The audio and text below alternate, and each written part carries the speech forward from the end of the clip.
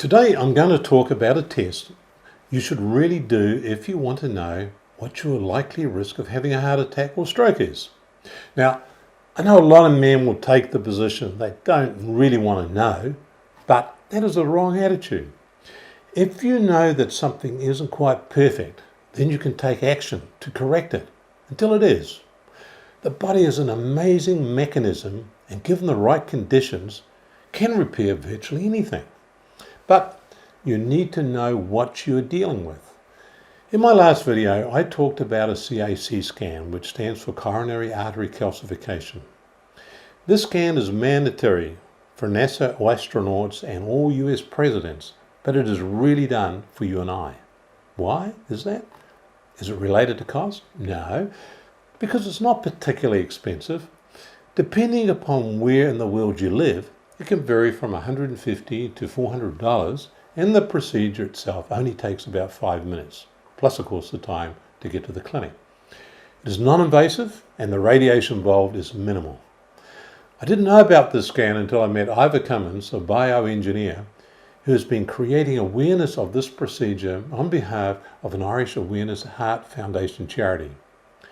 If I'd been aware of a CAC scan a few years ago, and knowing what I now know, I believe that I could have avoided having the risky open heart surgery that I had in late 2018. But my doctor never mentioned it, and in fact, the doctor was unaware of it. Have a look at this.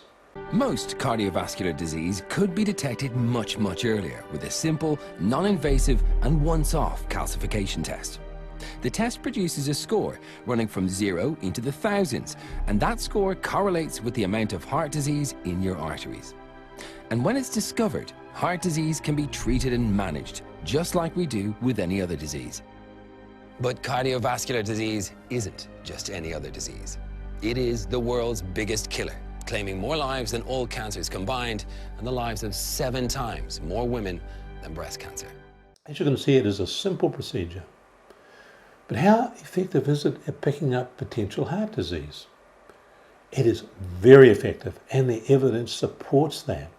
If you have a high calcium score, then your chances of dying from a cardio event if you do nothing is much higher than if you had a low score. The real value of the calcification test is that it allows us to accurately detect whether or not there's actual disease in individual patients. Patients that might otherwise be inappropriately classified as middle risk by the framing and population approach. And middle risk is where most heart attacks occur. People with high coronary artery calcium scores are immediately reclassified as high-risk patients. They learn that they have a time bomb ticking in their chest. It is natural, as we all get older, that our calcification score will grow. After all, heart disease is progressive. What is cause for particular concern is when your calcification score grows in excess of the average for your age. That's what the test tells you, that there's disease in your arteries. A 2006 study in the European Heart Journal demonstrated particularly effectively the predictive power for the individual of calcification testing versus other methods of population risk assessment. It studied over 10,000 asymptomatic patients and found that smoking doubled the risk of death due to heart attack. No surprises there. But the study also revealed that a non-smoker with a coronary artery calcium score in excess of 1,000 was 7 times more likely to die than a smoker with a score of 0. More than 20 major studies over 25 years have all added to the momentum behind calcium scanning as a strong predictor of future cardiac events. Together, they have accumulated irrefutable evidence that a high calcium score is bad news. This is only a small fraction of the evidence supporting the value of a CAC scan. 𝗙𝗙𝗟𝗪𝗪𝗪 is an expert on this subject, and he has interviewed preventative cardiologists all around the world about it.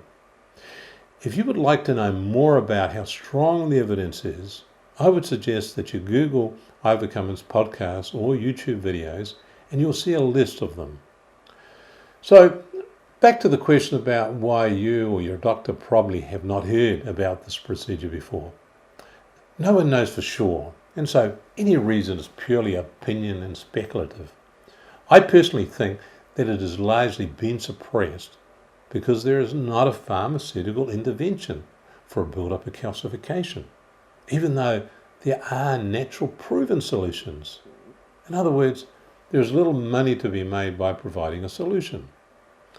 A radical shift in official medical thinking is overdue, with more emphasis on prevention.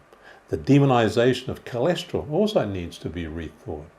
This is another interesting subject with a lot of sound science, which proves that it is not the villain it is made out to be. I will be addressing this with facts in future videos. For now, I suggest that if you are interested in cardiovascular health, that you research the subject further, and then if you're convinced, get a CAC scan. Oh, and if you do have a high score, don't panic. The key with calcification is that if you do not have any symptoms, in other words, asymptomatic, is to stop the progression of the calcium build-up and the risk goes way down. It is possible to do that. I've done it myself, as I had a very high score. Tell you more about that in a later episode and how you can successfully deal with it. And whilst we're talking about tests, there is another one that is not generally known, but also very helpful as a predictor of future cardiac events. I will tell you all about it in the next video. Talk to you soon.